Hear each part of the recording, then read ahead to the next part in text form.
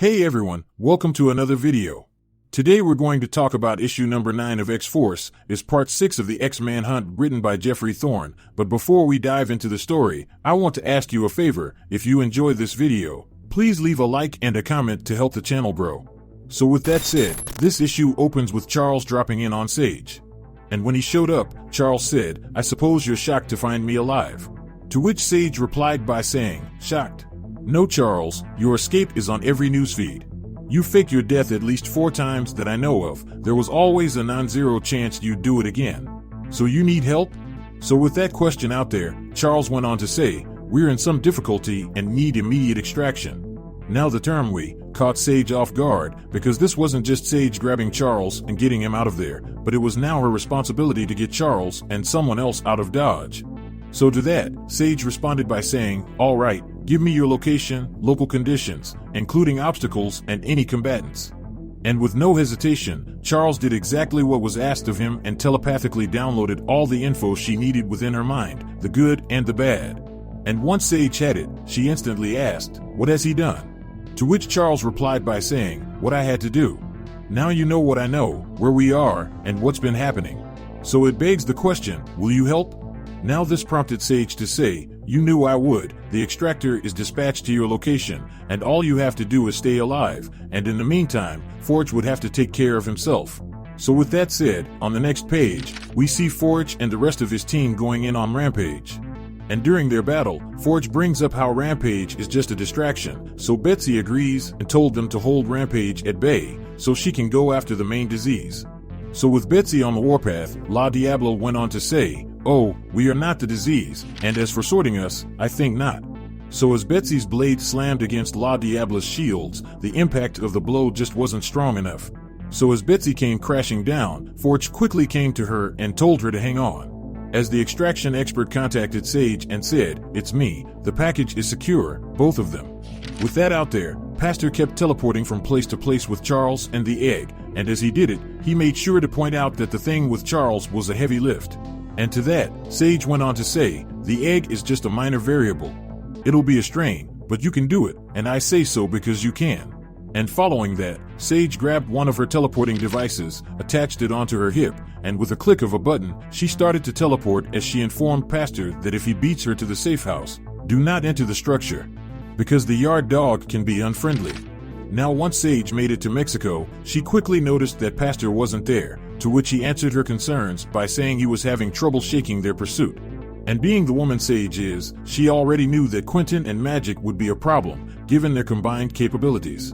One to follow and the other to direct. Following that, Sage approached the safehouse door, and after a touch, a hologram materialized and said, "What do you think you're doing here?" To which Sage answered by saying, "Claiming my prize. The thinker said I could have any toy box I wanted, and I want you." Now this prompted the hologram to say, "Toy boxes are not included as potential wins." So with a matter-of-fact tone, Sage went on to say, his precise words were, "Fine, you win. Take what you want, you mutant." But no matter how Sage explained, the hologram just wasn't complying, so Sage did it the easy way and just hacked her way in. And once it was under her control, behind her a voice said, "All right, if you've got a rabbit in that hat, then it's time to pull it out." And on the next page, we see Charles carrying the Krakoan egg from X-Factor issue 9 alongside Pastor. So with the escape complete, Charles went to say thank you, but was cut off by Sage as she said, "No time for that, you're still exposed out here." So with a few commands, Sage opened the toy box and in a single file line, Charles, John, Sage, and the egg entered the safe house as the structure went on lockdown. So with Charles safe for now, we then transitioned back over to the battle between X-Force and La Diabla. And during this fight, Rachel shouted how it was hard to control Rampage's mind because it was full of pure rage. So before Tank could step in and finish the job, Colossus came out of nowhere and blindsided him and shouted how he was going to do nothing. So with Colossus focusing on Tank, he somehow materialized an alchemic sword in place of his hand, and prepared himself to continue the assault on Tank. So as all the combatives continued their fight, Forge took out his magic tool and told Betsy that it was her turn for a psionic boost and let out a blast directly at La Diabla. Following that, we then jumped back to Toy Box 27 with John filling Sage in on everything that went down. About how the 2 Summer Brothers were going at it as well as 2 squads. And then he asked if Sage had a chance to look at Charles, to which Sage responded by saying, "Of course I have, he's under extreme duress. This situation is fraught. It's understandable that he'd be," but before Sage could continue, John cut her off and said, "He is the situation and there is something wrong with him. I felt it as soon as I grabbed him. Like his mind's chipping away inside my head. Whispering, pushing." Now to that comment, Charles went on to say, "I'm fine, everything is under control. I simply need to settle my mind and focus." And to this, James went on to say, "I'm only here because I owe Sage. Left for dead and woke up on somebody's torture table, getting experimented on. And you pulled me out of that. But what the hell are you doing and what is Charles to you?" To that, Sage replied by saying, "He's a good man and the first best friend I ever had. For a long time, he was the only good man I knew. I would burn the world to keep him safe." Following that, Charles went on to tell Sage that there is still a little time yet if she has any questions. So with the offering on the table, Sage went on to say, "How you've done this, I can deduce. You were one of the kings of Krakoa. Even without a telepathic nudge, any mutant would have gladly assisted you. You had access to the necessary DNA and could store the backup in your cerebro helmet. You made an egg, matured the body, held off hatching until you psychically unlocked it. But what I don't understand is why. You told us resurrection was just for mutants." To which Charles replied by saying, "It was, but my life has been lived in service to our people. Sacrifice after sacrifice to make our dream real. This one thing, this one time, this is something for me. Do you understand?"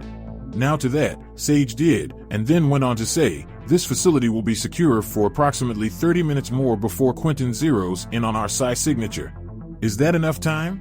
To that, Charles answered by saying yes and then asked where was her telepathy, which she answered by saying, "I deleted it on my last system update. Along with my chemical addiction and some other traits, it was too distracting." With that information made clear, the three looked at the egg, and Charles went on to say, "Quite right, Mr. Wraith, the clock is ticking. Scott's people are good and they will find us. We don't need the 5, we don't need the Phoenix. This egg is ready to hatch, now to make it so." And just like that, the egg hatched, and out walked a woman. Out came Lilandra Naramani, former Majestrix of the Shi'ar Galactic Empire from the Andromeda Galaxy. So with Charles's wife back to life, there was still one thing that Charles had to do, and that was to place the mind back into the body. And once Lilandra was herself, Charles then went on and uploaded all that transpired into her mind. And once it was completed, the two shared a passionate kiss. As Charles said, "What's important is I have you back, and our daughter needs us. We're here now, and I'm never letting go." So as the two were bonding, Sage quickly broke them up and said, "There's no time for this, you have to move on before Scott's people find you. I've got a good idea of where you're going, and I agree with your plan. I recommend getting there as close to right now as possible. You can have your full sweaty reunion once this business is done. And if you need transport, all these vehicles are VTOL and capable of hypersonic speed. 3 can break the atmosphere as needed." And after further inspection, Lilandra stated that one of the crafts was similar to a Shi'ar scout's gift so she could pilot it. So as Charles started to thank Sage, Sage told him to stop, and then said, "You rescued my soul, you saved my entire future. The very least I can do is help you to find some peace at last." So with Carlos in the wind, we then transitioned back over to the battlefield in South America, and when we got there, the battle was all but over. La Diabla sat saying, "You think you're helping Forge, you think you can protect him? You say we are the disease. You know nothing, you see nothing. The world is broken, it is breaking. Always, everywhere, fools, we are not the problem, we are the solution." And with that said, this issue of X-Force and X-Manhunt comes to an end. Now down in the comment section below, let me know your thoughts about this issue and what predictions you could have moving forward. So with that established, I hope you enjoyed this video, and please don't forget to leave a like and a comment if you want to see more videos like this. Thank you for watching, and I'll see you in the next video.